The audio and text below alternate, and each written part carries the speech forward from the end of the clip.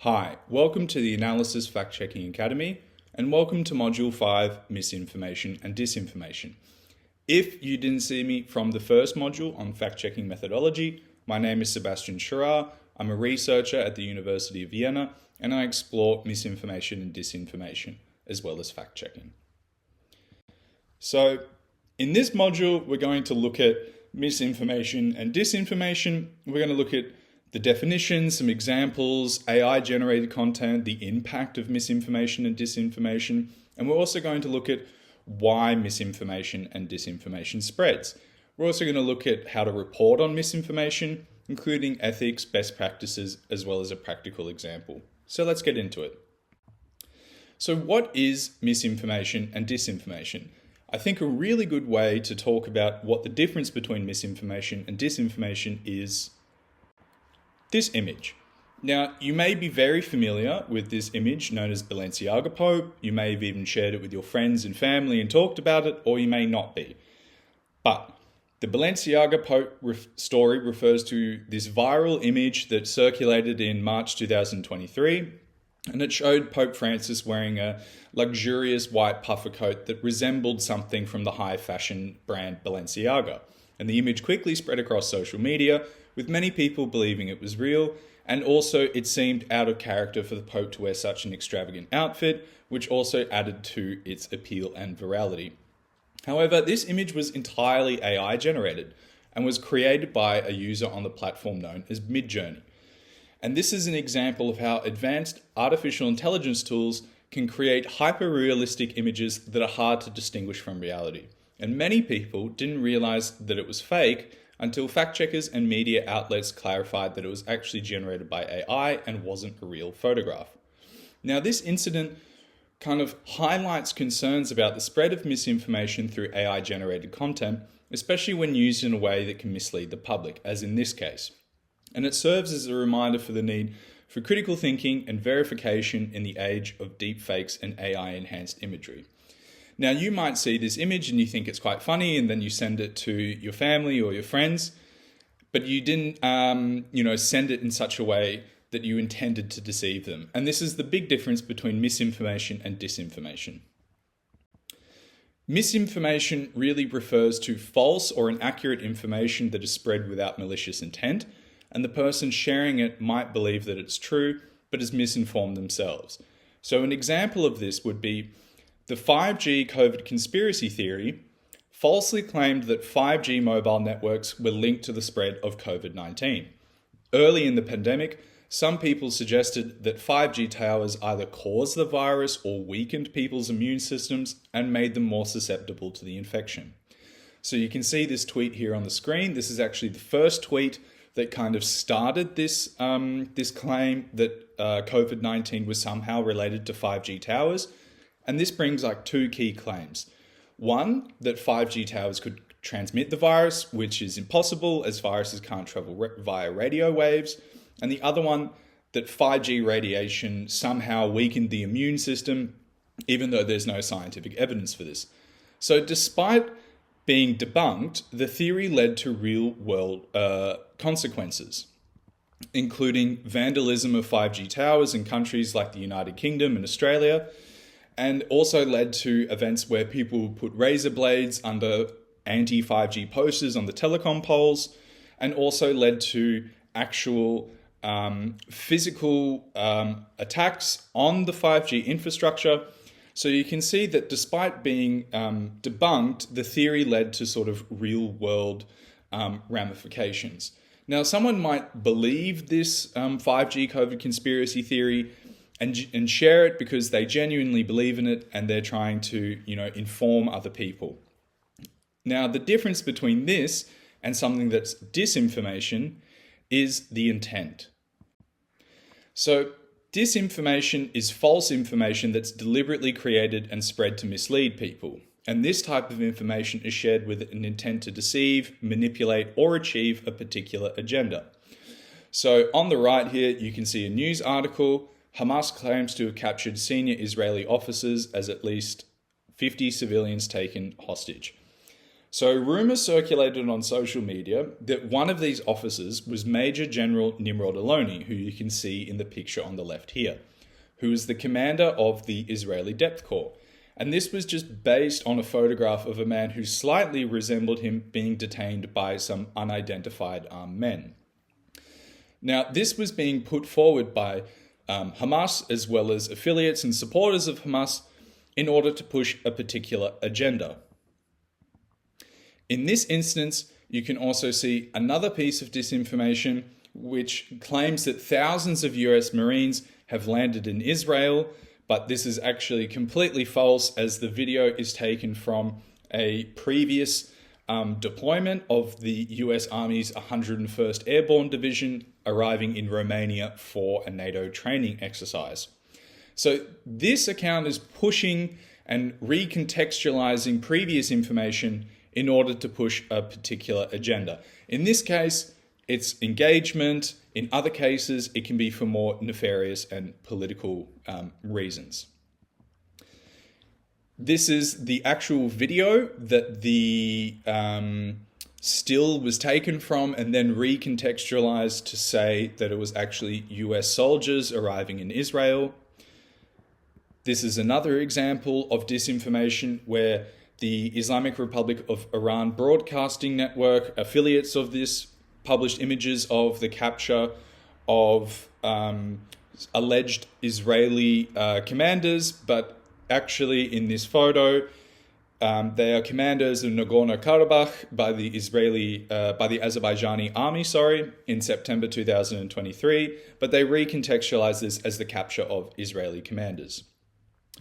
You have other instances, like on the 4th of December, or very early on, actually, in the ongoing war in Gaza, that there were claims that babies had been beheaded by Hamas, but actually, after an in-depth investigation by one of the leading newspapers in Israel, Haaretz, they reported that these claims had actually been unverified, that they had been disseminated by Israeli search and rescue groups, army officers, even the wife of Benjamin Netanyahu.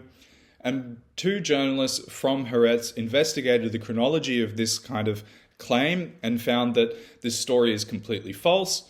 And there was also another journalist who came out who actually spread this piece of disinformation and admitted that it was actually a mistake by unquestioningly accepting the Israeli Defense Forces statements.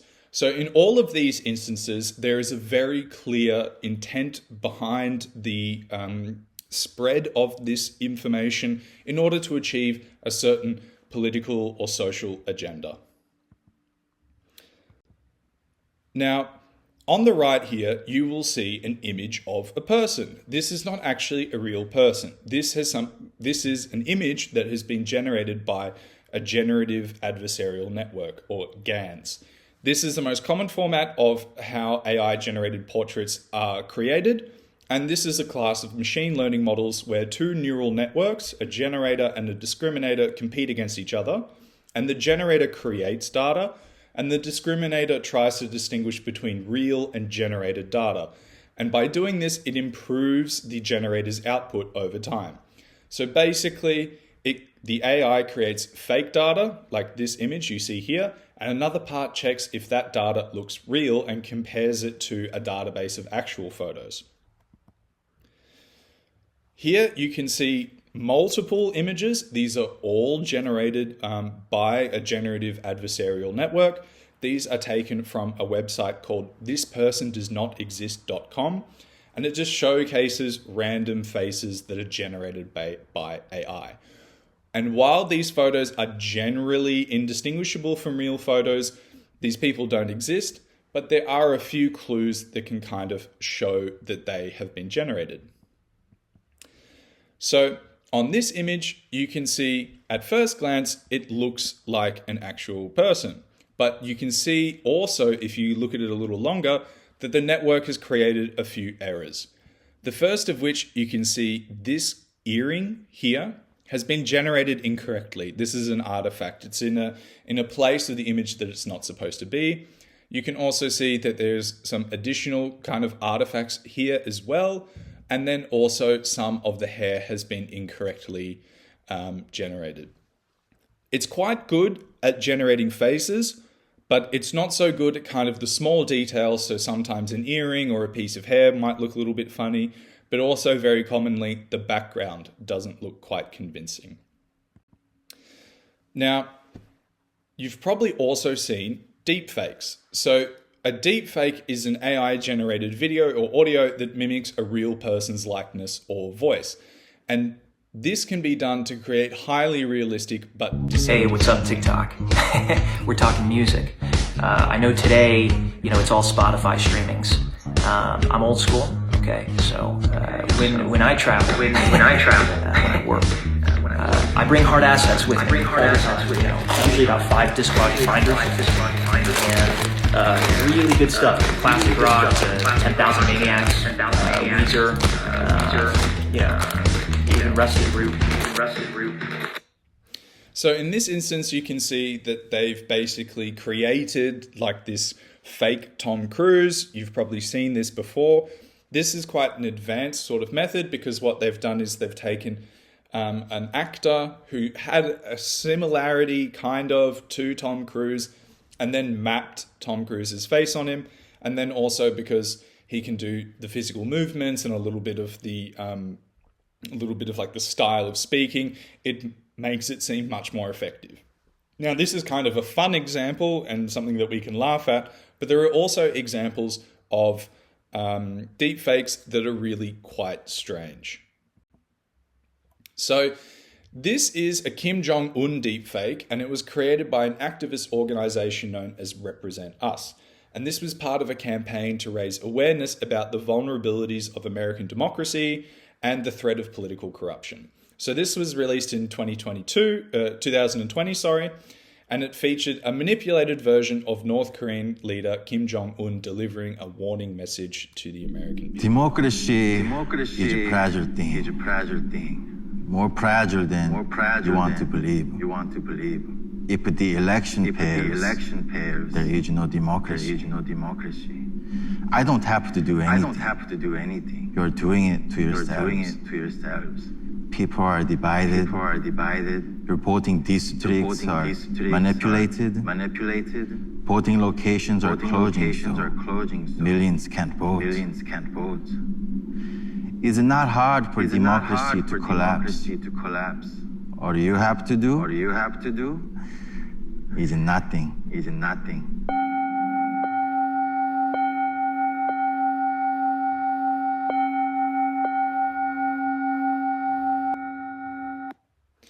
So this is an example of a deepfake that's used in a more political way or in a more advocacy way. And I'm sure you've seen many examples of deepfakes around the internet that are being used for similar reasons.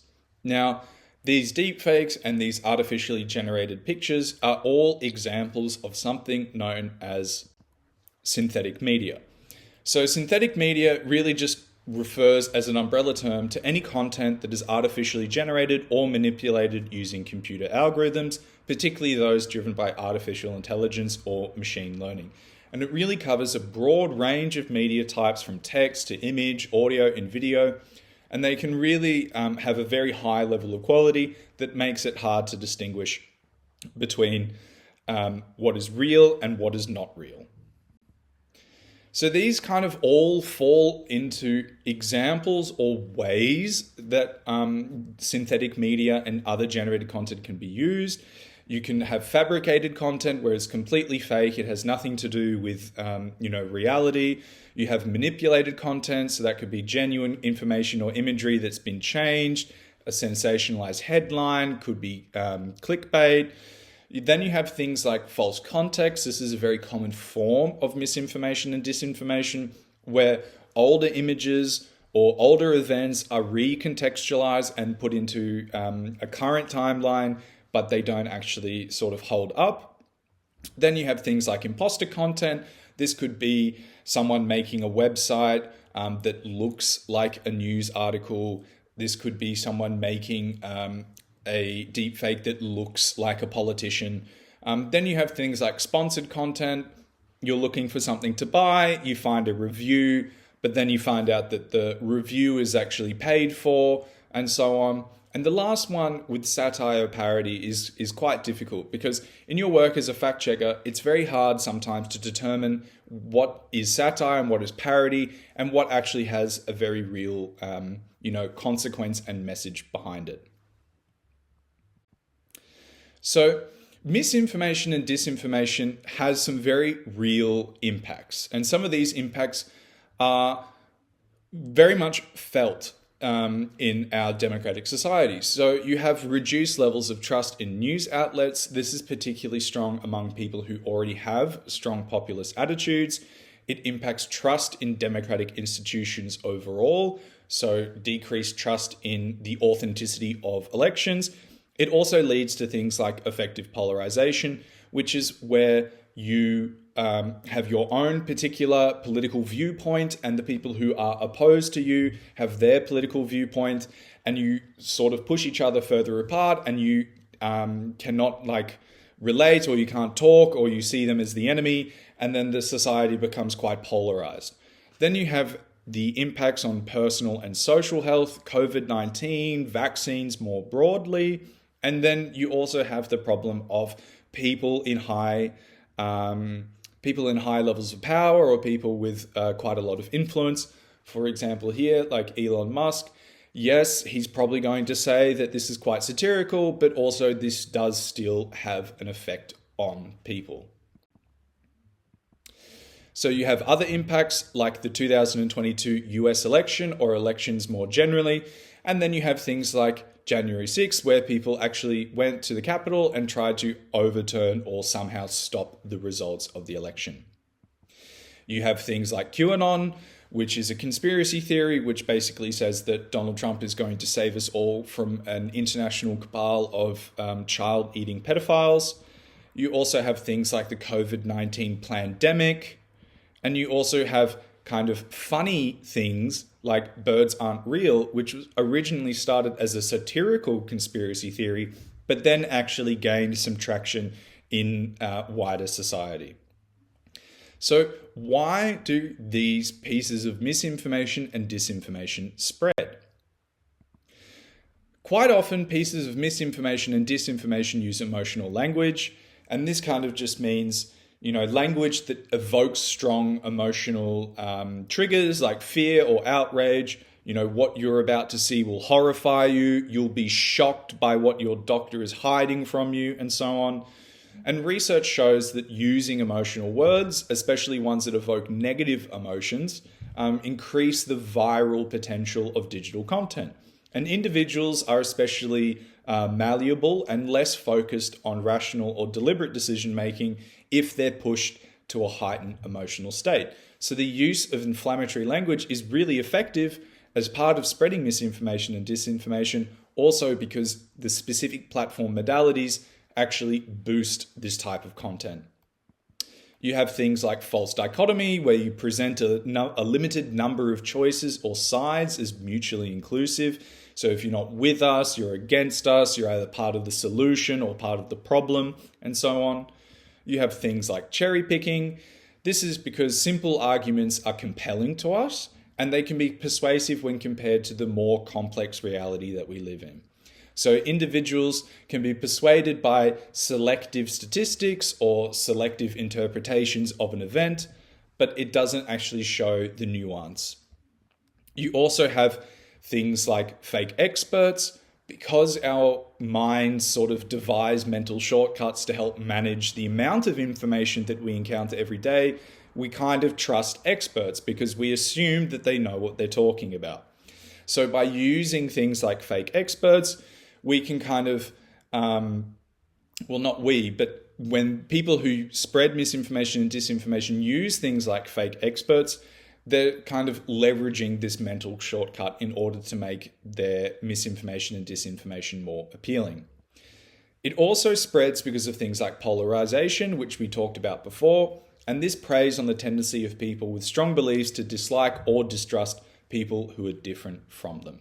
And using this kind of hostile or othering language can really reinforce biases that we have against other people, or separating and dividing groups even further.